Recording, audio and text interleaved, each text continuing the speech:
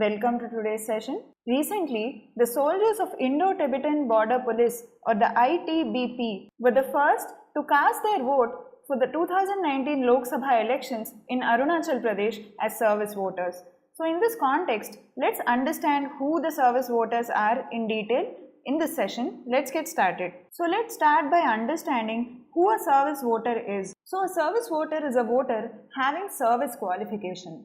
According to the provisions of subsection 8 of section 20 of Representation of Peoples Act 1950, service qualification means being a member of the armed forces of the Union or being a member of a force to which the provisions of this act, the Army Act of 1950 applies. See, this is very important. Remember this act, the Army Act of 1950 have been made applicable whether with or without modification. And he can be a member of an armed police force of a state and serving outside that state, and being a person who is employed under the government of India in a post outside India. So if a person satisfies any of this condition, then he can be a service voter.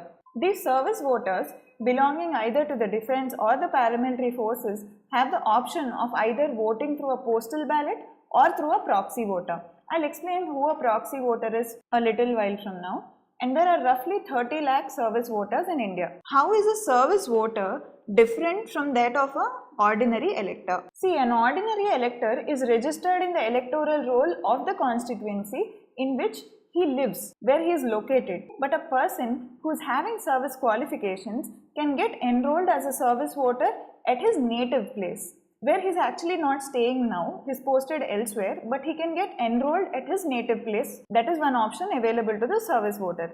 Another option available to the service voter is to get himself enrolled as a general elector at the place of his posting, along with his family members if he has stayed there for a sufficient span of time. So a service voter has two options. The first option is he can get enrolled as a service voter in his native place or as an ordinary voter in the place of his posting. So these are the two options available to a service voter. Are the members of all armed and paramilitary forces eligible to be enrolled as service voters? See, as per the existing arrangement, members of the Indian Army, Navy, Air Force, personnel of General Reserve Engineering Force, Border Road Organization, Border Security Force, ITBP, Assam Rifles, National Security Guard, CRPF, CISF and Sashastra Seema Bal are eligible to be registered as service voters. Will the wife or son, daughter of a service voter also be enrolled as a service voter? Yes, in case of the wife, if she stays with her husband, then she can be considered to be a service voter and she'll be allowed to vote.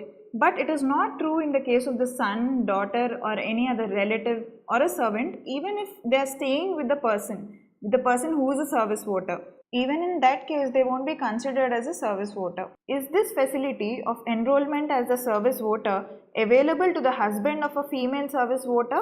The answer is no. Under the existing law, this facility is available only to the wife of a male service voter and not available to the husband of a female service voter. Can one be enrolled simultaneously as a service voter at his native place as well as a general voter at the place of posting? The answer is no. A person at a particular time cannot be enrolled as a voter at more than one place in view of the provisions contained in the RPA Act. So, like I explained in the starting slide, that the service voter can choose from the two options given to him, either as a service voter from his native place or as an ordinary elector from his present posting, the place where he is posted. From there he can vote. But he has to choose from these two options. He can't pick both. Now coming to the last point, who is a proxy? See, a service voter may appoint any person to give his vote at the polling station. The proxy should have to be an ordinary resident of that constituency. And he need not be a registered voter, but he must not be disqualified to be registered as a voter. And the provision of voting through proxy is valid only till the person making the appointment of a proxy is a service voter. This is not valid in cases of an ordinary elector. This is only true in case of a service voter. So a proxy is a person who is appointed by a service voter to vote on his behalf. So with this, we have come to the end of today's session. Here we have mentioned a few model questions. Please answer them. Hope you like this video. See you in the next video. Thank you.